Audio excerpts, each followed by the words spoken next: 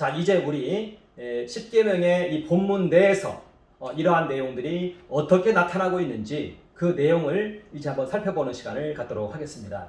10계명은 크게 두 파트로 구성이 되어 있는데요. 하나는 하나님 사랑에 관한 조항이 있습니다. 그리고 또 하나는 나라 사랑 관련한, 이웃 사랑 관련한 조항이 있습니다. 이제는 이 양자를 한번 살펴보는 시간을 갖도록 하겠습니다.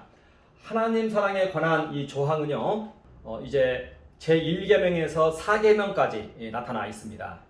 그 언약 조항은 출애굽기 20장 3절에서부터 이렇게 4가지 계명으로 나타납니다. 자, 그런데 그것을 살펴보기에 앞서서 먼저 출애굽기 20장 2절에 있는 말씀을 먼저 살펴보아야 됩니다.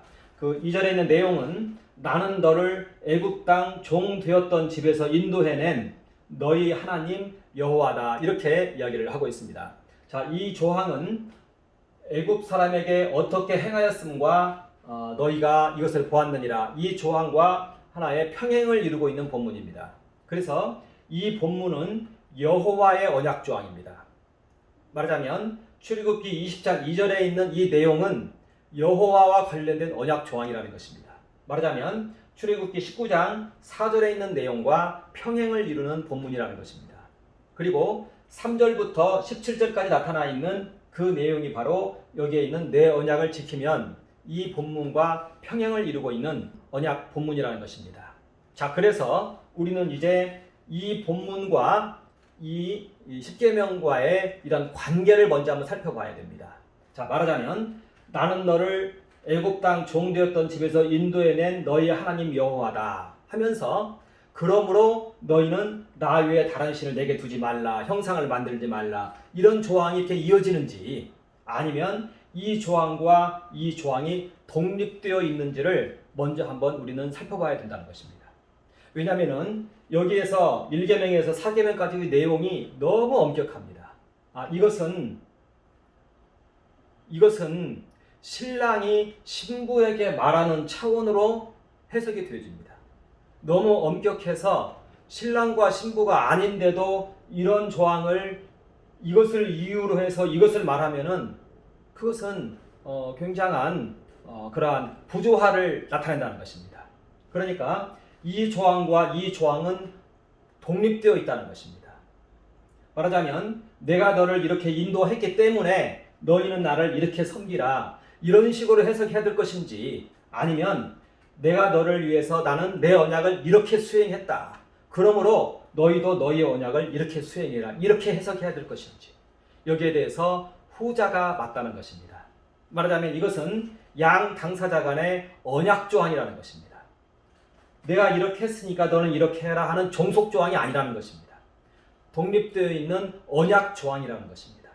상호 헌신 맹세의 신랑 신부 간에 맺어지는 그러한 언약 조항이라는 것입니다.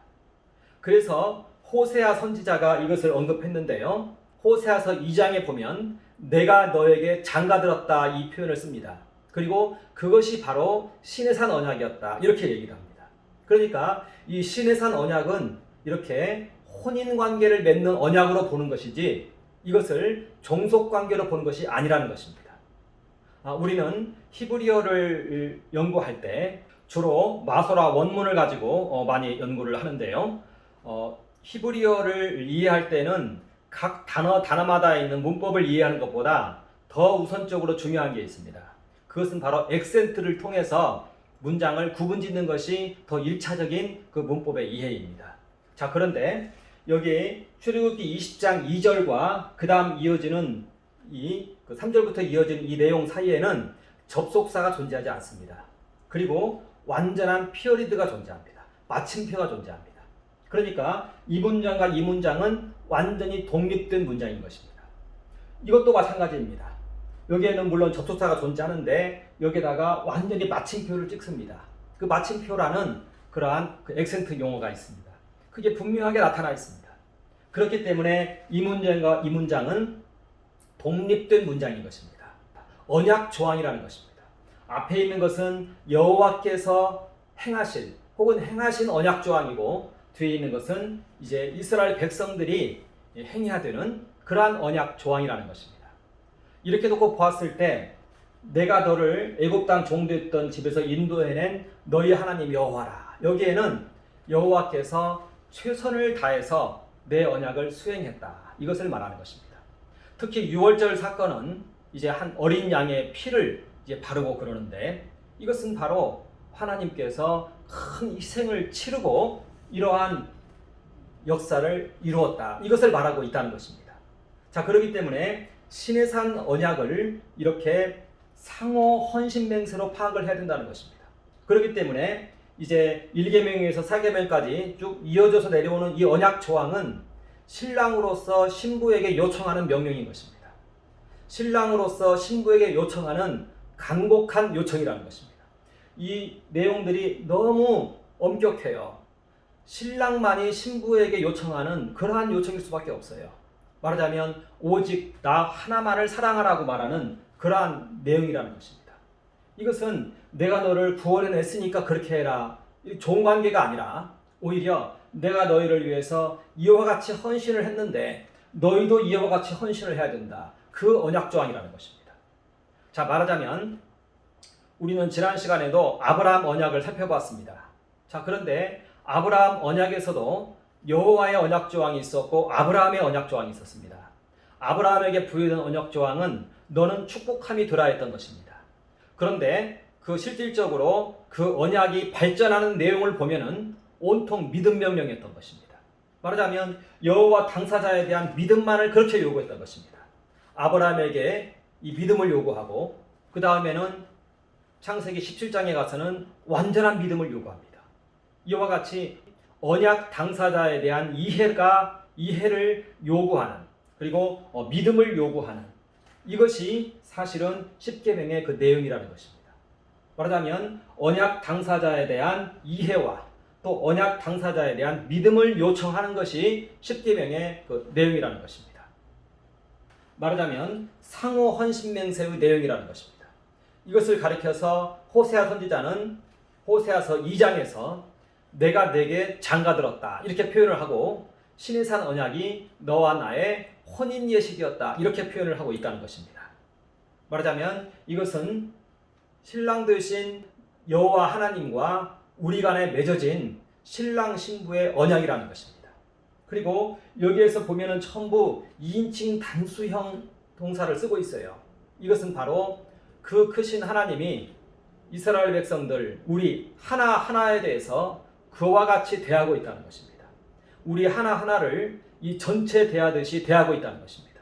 그래서 한 영혼을 천하보다 더 중히 여기고 있다라는 예수님의 그 말씀이 여기에서도 드러나고 있더라는 것입니다. 말하자면 그 크신 여호와 하나님, 창조자 하나님, 모든 제신들을 동원하고 있는 창조자 하나님, 모든 만물이 여호와 안에 있습니다. 모든 만물을 지으신 신들이 여호와와 함께 있습니다. 바로 그 여호와가 우리에게 너에게라고 하면서 이 명령을 하고 있다는 것입니다. 말하자면 우리 하나하나를 그의 신부처럼 간주하고 이 10계명을 말하고 있다는 것입니다. 우리는 그 내용을 1차적으로 이해를 하고 그 안에서 이 내용들이 해석이 되어져야 된다는 것입니다. 왜냐하면 시내산 언약은 아브라함 언약의 그 발전 과정 속에서 나타난 언약이기 때문에 그렇습니다. 그런데 아브라함 언약은 분명히 상호 헌신맹세였거든요. 그리고 호세아 선지자도 이 시내산 언약을 신랑 신부의 결혼식으로 표현하고 있는데 그렇다면 이것은 바로 상호 헌신맹세이고 여기에 있는 언약 조항들은 신랑이 신부에게 요청하는 그러한 내용이라는 것입니다. 그러면 이제 이 내용이 이제는 이해가 되는 것입니다. 그랬을 때 첫 번째 언약 조항이 나 외에 다른 신들을 내게 두지 말라 이렇게 말합니다. 여기에서 다른 신을 내게 두지 말라 이것은 히브리어 원어를 보면은 하야 동사를 쓰고 있어요. 있다라는 말을 쓰고 있습니다. 그러니까 우리 마음 안에 다른 신들을 두지 말라는 것입니다. 신이 존재한다는 것입니다. 이것은 이제 다음에 예수 그리스도를 통해서 이 언약 조항은 진정한 의미에서 성취가 되어집니다. 예수께서 우리 안에 들어오시거든요. 그래서 나 외에 다른 신들을 내게 두지 말라. 그 당시에 이것은 너희 마음 안에 내가 존재하게 해라. 나만 있게 해라. 이것을 말씀하시는 것입니다. 다른 신들은 네 마음 안에 있게 하지 말라. 내가 네 안에 들어간다. 이러한 개념을 가지고 있다는 것입니다. 그런데 여기에서 유의해서 살펴봐야 될 그런 동사가 하나 또 있습니다. 이게 부정명령으로 되어 있습니다. 말라라고 되어 있습니다. 말라라고 되어 있다는 얘기는요, 아직은 네가 봤을 때 아니라는 것입니다. 이것은 이스라엘 백성들에 대한 현재 상태입니다. 현재 상태로는 내가 만족을 하지 못하겠다는 것입니다. 그래서 이 부정명령을 쓰는 것입니다. 더 나를 사랑하고 더 나에게 다가오라는 그러한 하나의 촉구인 것입니다. 이것이 바로 부정명령이 가지고 있는 하나의 강력한 의미인 것입니다. 두 번째 계명은요, 형상을 만들지 말며 우상 숭배하지 말라고 말합니다. 그 당시에 형상과 우상 숭배는 금송아지 사건이었습니다. 시내산에서 언약을 받고 있을 때 이스라엘 백성들은 금송아지를 만들어서 거기에다 경배를 하고 있었습니다. 이 바로 금송아지는 애굽에 있어서의 그 풍요를 말하는 금송아지입니다. 애굽에 있었을 때에는 거기에는 이 관계 수량이 잘 발달해 있어 가지고 농사를 짓고 이제 해마다 이 곡식이 나옵니다. 그래서 크게 먹을 것 입을 것 걱정하지 않고 살아갈 수 있는 그러한 하나의 그 상징이었던 것입니다. 이것을 끝없이 그들은 소망했던 것입니다. 말하자면 이 우상을 버리라는 것입니다. 이것은요, 굉장히 큰 의미를 담고 있습니다. 우리 안에 있는 모든 소원들을 부정하고 있는 내용인 것입니다. 우리 안에는 생존 욕구가 있고, 그래서 이 세계 속에서 부하고자 되는 욕구도 있고 여러 가지 욕구가 있습니다. 그런데 이런 모든 욕구를 지금 부정하고 있는 것입니다.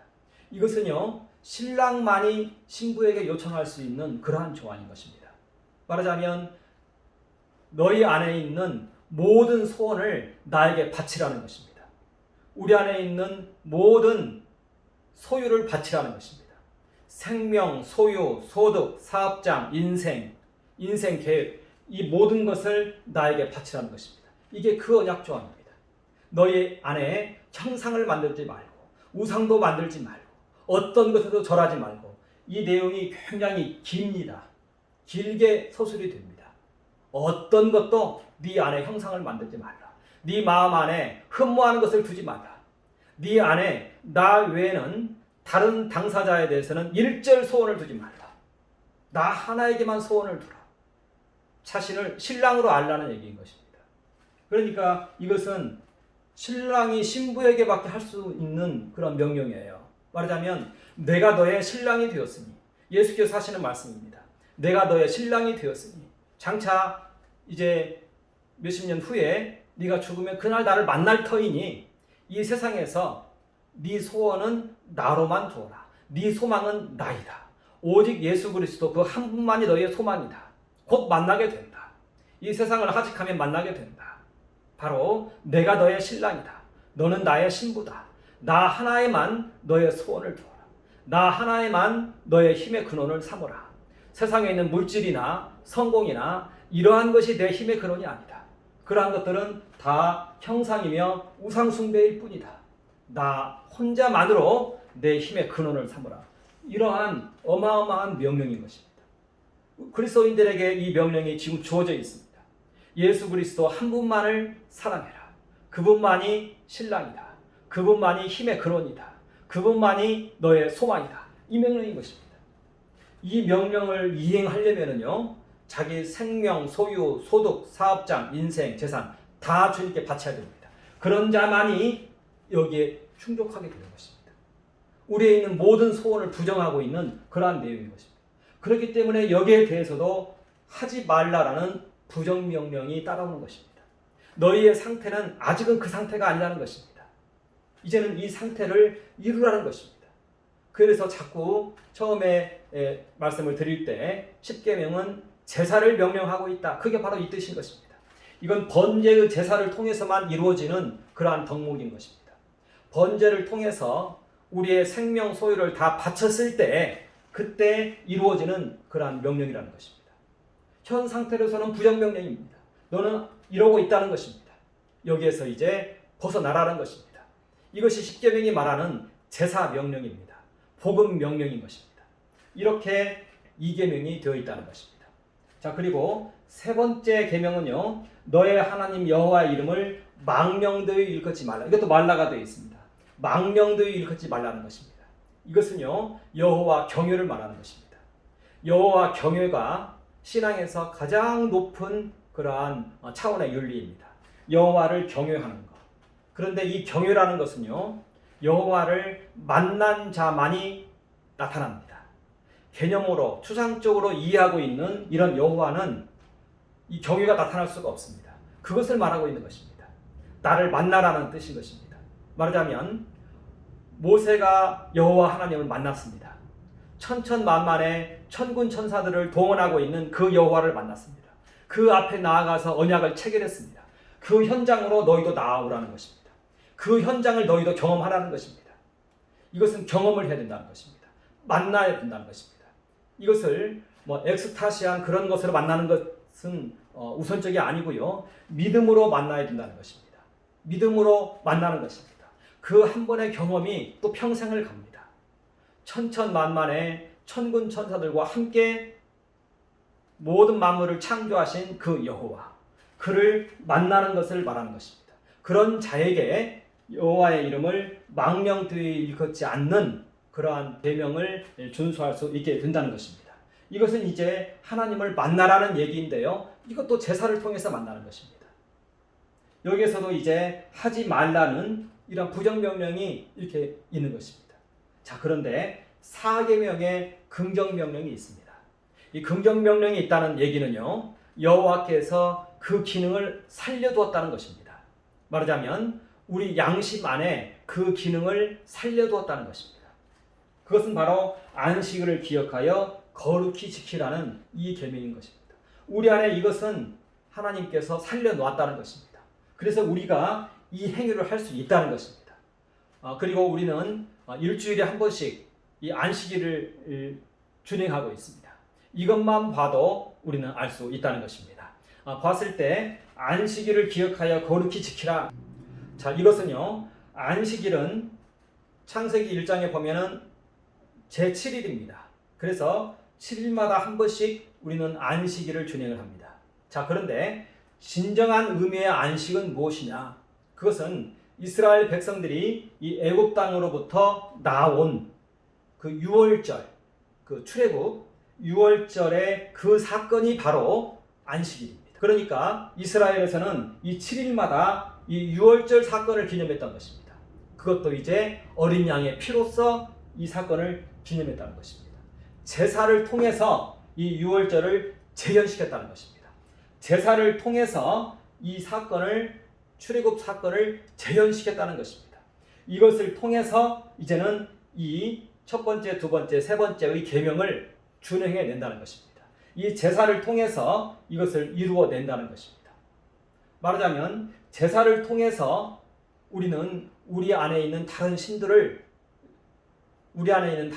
내어 쫓는 것이고 오직 주님만을 우리의 주인으로 모셔드리는 것이고 또 이 제사를 통해서 우리 주님과 함께 우리의 생명, 소유, 소득, 사업장, 인생, 재산, 인생 계획을 하나님께 바친다는 것입니다. 그래서 이 두 번째 계명을 이루어낸다는 것입니다. 그리고 제사를 통해서 우리가 이제 여호와를 만나는 것입니다. 그랬을 때 우리에게는 이 이미지가 살아서 여호와를 경외하는 것은요. 만난 자만이 할 수 있는 행위인 것입니다. 이것은 지식으로 습득되어지지 않습니다. 그 지식으로 여호와의 이름을 일컫는 것을 여호와의 이름을 망령되이 일컫는 것이라고 말하고 있는 것입니다. 만남인 것입니다. 자, 이와 같이 이 안식일을 기억하여 거룩히 지키라는 것은 제사 명령인 것이고 그리고 오늘날에는 기도 명령이라는 것입니다. 교회에 출석하고 또 그 예식에 따라서 우리는 매일매일 기도를 해야 된다는 것입니다. 그 기도의 시간에 이 제사를 통해서 이 하나님을 만난다는 것입니다. 그리고 이 제사의 시간에 이 기도를 통해서 이 십계명이 준행이 되어진다는 것입니다. 그래서 이 십계명은 제사 명령이라는 것입니다. 그리고 오늘날에는 기도 명령이라는 것입니다. 예수님께서도 습관을 좇아서 매일 아침마다 기도했다고 하고 있습니다. 하나님의 아들이신 예수께서도 기도로 생활을 하셨습니다. 기도인 것입니다. 그래서 부정명령은 제1계명에서 3계명까지인데요. 이것은 바로 현재 너희의 상태라는 것입니다. 이스라엘의 상태라는 것입니다. 이스라엘 백성들은 위에서 모세가 하나님 만나고 시내산 언약을 체결하고 이 10계명을 받고 있을 때 그들은 금송아지 우상숭배를 하고 있었다는 것입니다. 이게 그들의 현재 상태라는 것입니다. 그렇기 때문에 하지 말라라는 표현을 쓰고 있다는 것입니다. 그리고 4계명은 가능한 방안인 것입니다. 안식일을 지키고 기억하고 거룩히 지키라. 거룩히 지키라는 얘기는 바로 6월절 제사를 드리라는 얘기인 것입니다.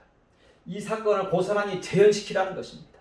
그랬을 때 이러한 내용들이 살아난다는 것입니다. 말하자면 이 긍정명령을 통해서 부정명령을 이루어낸다는 것입니다. 말하자면 안식일 준수의 제사를 통해서 오늘날에는요 주님을 영접합니다. 첫 번째 계명을 준행을 해낸다는 것입니다. 우리 안에 예수께서 들어오신다는 것입니다. 주님과 연합한다는 것입니다. 주님께서 우리 안에 사신다는 것입니다. 신랑이 우리 안에 영으로 오셨다는 것입니다. 그래서 주님을 영접하고 두 번째 계명은 이 주님과 함께 십자가 안에서 우리의 생명 소유를 바치는 것입니다. 번제의 제사를 드리는 것입니다. 그랬을 때 여호와께서 우리를 받으시는 것입니다. 여호와가 우리를 받아야 여호와 하나님이 우리에게 계시되는 것입니다. 우리가 아무리 지식으로 안다고 해서 아는 것이 아니라 여호와가 우리를 받고 우리 앞에 등장을 해야 우리가 비로소 하나님 경외의 감정이 무엇인지를 안다는 것입니다. 이것이 바로 여호와의 이름을 망령되이 일컫지 않는 그러한 행위라는 것입니다. 여호와 경외를 말하고 있다는 것입니다. 매일매일 여호와 앞에 나가는 자가 이 여호와에 대한 그러한 경험이 있는 것입니다. 그리고 여호와 경외가 그 마음에 생성되는 것입니다. 이것이 이제 하나님 사랑에 관한 언약 조항인 것입니다. 10계명에서 1계명과 4계명까지의 이러한 내용이라는 것입니다.